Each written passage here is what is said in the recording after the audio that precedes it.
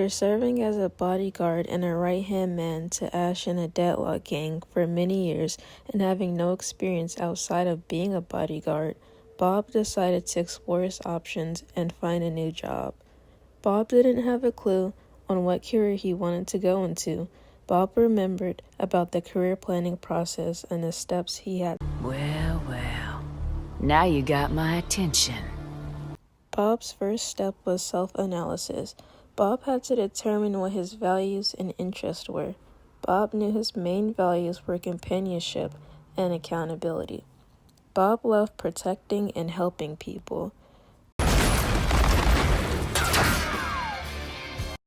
Bob was also good at supporting people who needed it. Bob took into account his qualities. Forgiveness, kindness, and generosity were qualities he possessed. Bob knew he loved helping people, so Bob decided to try to go into law enforcement, as he felt like that would be the best career. After self-analysis, Bob was ready for the next step, research. He began to use various resources to help him become a police officer. Bob started reaching out to current and former law enforcement officers to get information about how it feels working as a police officer. When doing research, Bob was looking back to compare his interests and values and found that they aligned with the job description. Bob! Do something! Bob now wanted to develop a plan of action. Bob began to sign up for classes and programs to get experience in law enforcement. During the programs, Bob gained experience and knowledge about being a police officer by learning about tasks and head-on experiences that many police officers face daily.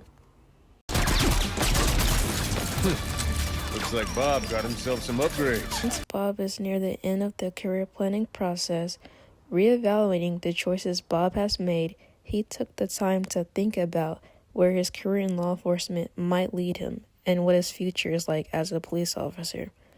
Bob knew that becoming a police officer would bring lots of unexpected challenges and changes.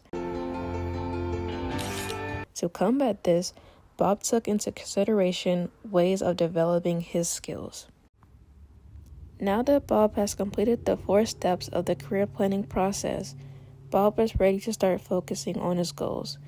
Over the next few weeks, Bob plans to finish his classes and programs to help him get information on law enforcement. In the next few months to a year, Bob wants to become an entry-level officer. He plans on building a relationship with his colleagues and the community. In the next 5 to 10 years, Bob wants to have a higher ranking as a police officer and become a police captain. He plans to run his own police precinct. Now that Bob is done with the career planning process, he's more confident and